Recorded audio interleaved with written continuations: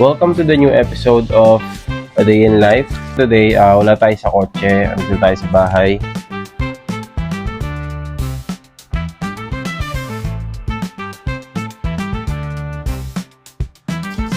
Ano siya? Protector siya. Okay. So, ayan. Binuksan ko na siya. Nilagay ko siya dito, no? Nilagay ko siya dito sa Funko Pop na binili ko. Yan, so it's acrylic case para dun sa mga vinyl action figure. Ayan, so you can see it's Monkey D. Luffy. So ayan, nagko-collect ako ng One Piece. Ayan, so yun lang. Tara, buksan natin tong iba. Meron na akong tatlong Funko Pop ngayon. So ang gagawin natin ay ipoprotect natin. So 10 piraso pala yung binili ko. So may matitirang 7. Ibig sabihin, bibili pa ako ng 7. So ngayon, ito muna yung mga line na kukumpletuhin ko or bibiling ko. One Piece. Siyempre, unahin natin yung bida. Tsaka na tayo dun sa ibang karakter. Ayan. Tara, samahan nyo ako. Lagyan natin yung iba. Bali, ito pala yung first Funko Pop na binili ko. Gear 5 ng Monkey D. Luffy. Tinanggal ko na rin yung tag price kasi nabili ko siya sa Toys R Us. Ngayon, syempre, kailangan nating i-preserve. Lalagyan natin siya ng acrylic case. Tara, lagyan natin. So, ayan, ganito yung itsura niya pagka tinanggal mo dun sa may packaging. Ayan. Igaganyan mo lang siya. Ayun o, nakahulma naman eh. Iusog mo lang siya ng ganyan, tapos napakasimple lang. Ayan o. Okay, pag naayos mo na yung lock dito, ibig sabihin, ayan, okay na siya. Ayan na, wala ka nang gagawin, ganun lang. Ayan. Medyo hindi lang siya, nakatabingi pa kasi galing sa packaging eh. Ngayon, pag nilagay mo yung karton dito, doon na siya mag-fit. Ayan, so okay, so lagay na natin, wala na siyang tag price. Safe na siya rito. Okay, no? So, ayan.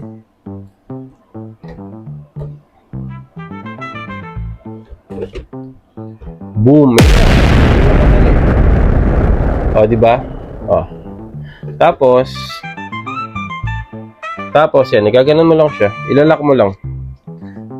Isasara mo lang siya ng parang box. Okay, yan.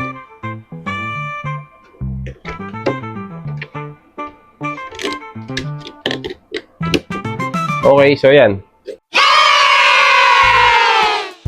Secure na yung ating second Funko Pop. Monkey D. Luffy. Ito yung Gear 5. So far, ito yung final form niya. Ngayon, ang gagawin naman natin, ilalagay natin yung ating third Funko Pop na binili ko. Ito yung first. So,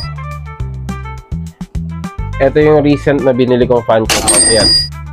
So, Luffy. Yan siya. So, dito sa third Funko Pop, hindi ko siya natanggal. Ayan, meron pa siyang price. Ayan, meron pa siyang tag price from Toys R Us. Sa mga namumblema dito, ayan, turuan ko kayo kung paano Siguro napanood nyo na rin to online, pero sa akin, gawin natin to manual. Kung wala kang blower, kuha kang lighter, o kaya kandila. Sindihan mo lang siya. Okay, yan, goods. Painitan lang natin. Painitan lang natin siya, ayan. Yan.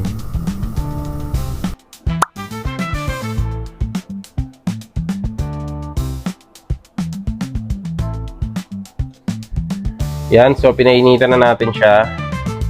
Tignan natin ngayon kung matatanggal na.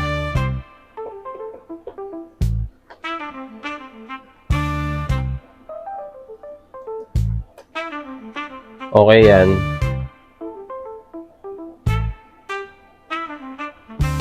Okay. So far, natanggal naman natin. Meron lang siyang konting ano, may mark lang. Pero okay naman na yan. Siguro parang kulang sa init. Pero okay na, hindi na halata yan. Yan. So, okay. Ito nga pala yung Monkey D. Luffy na, ayan, sa Netflix. Hindi siya cartoons. Ayan, kung nakikita nyo, Funko Pop Television. Ayan, kung nakikita nyo, di ba? Yan sa Funko Pop Television. Ito yung sa Netflix series na One Piece. So, kung makikita mo yung variants niya, yung scar dito ni Luffy, sa Netflix, kulay white lang. Ayan. Pakita natin dito. Kulay white lang siya. Dito sa kabila, yan yung black. Magkaiba siya. Okay, so nandito na tayo sa may third acrylic. Yan. Okay, third acrylic. Kita ba? So, ganun lang din. Open mo lang, igaganto mo lang siya. Ipe-press mo lang ng onte, dahan-dahan. Tapos, yan. Kailangan mo lang siyang ilak doon. Kailangan gumana yung lock. Ayan, ayaw. Okay, so yan. Gumana na yung lock. Okay, yan. So medyo nakaano lang siya. Medyo hilot-hilutin mo lang. Okay, so gumana na. Ngayon, gagawin natin, sasalpak na natin yung third Funko Pop natin dito. Yan. I-ano mo lang yung ano. Ganyan mo lang. I-bend-bend mo lang. So, ayan. Nailagay na natin. So, ayan. Nilalagay na natin yung third Funko Pop. Kailangan natin itong i-secure. Kailangan natin siyang i-preserve kasi I'm a box collector. Hindi ako, most ng mga laruan na binibili ko no adult na ako, hindi ko na siya binubuksan. Dinidisplay ko na lang siya as it is kung paano ko siya binili sa toy store.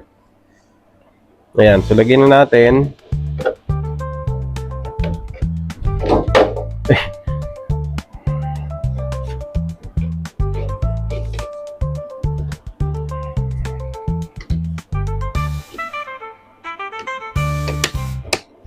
Okay, so ayan na. Okay, so nalagay na natin yung third Funko Pop. Yan, secured na siya. Medyo may awang lang ng onti dito. Tingin ko baka lagyan ko na lang siya ng scotch tape or what. Kasi, pero so far yung mga nakikita ko naman sa online, talagang wala, ganyan talaga siya eh. So far yan. So far ito yung kinakadigan natin ngayon. Dito na pupunta yung adult money ko. Wow, adult money. Yan, so, di ba? Ang ganda, oh. Pwede ko na siyang i-display, tsaka kahit dumating yung anak ko, okay lang na hawak-hawakan nila. Okay lang na, kasi naka-display na naman siya, eh. Yan, oh. So, ayun, eto lang muna. So, next time, pag-usapan natin, ano-ano ba yung mga limited edition na Funko Pop? Ano ba yung mga collectibles na talagang high-end? Na pumapalo ng mga nasa 100,000, millions, and yes, merong ganun. Super limited edition lang. May mga 10, may nakita ako 10 pieces lang. Super limited. Ito pang starter pa lang to eh. Hindi pa siya ganun kamahal. Pero ako kasi, pares lang din namang Funko Pop yun. Kaya kung paano ko siya iingatan, kung paano ko iingatan yung mga limited edition, ganun ko rin iingatan tong mga ano, mainline.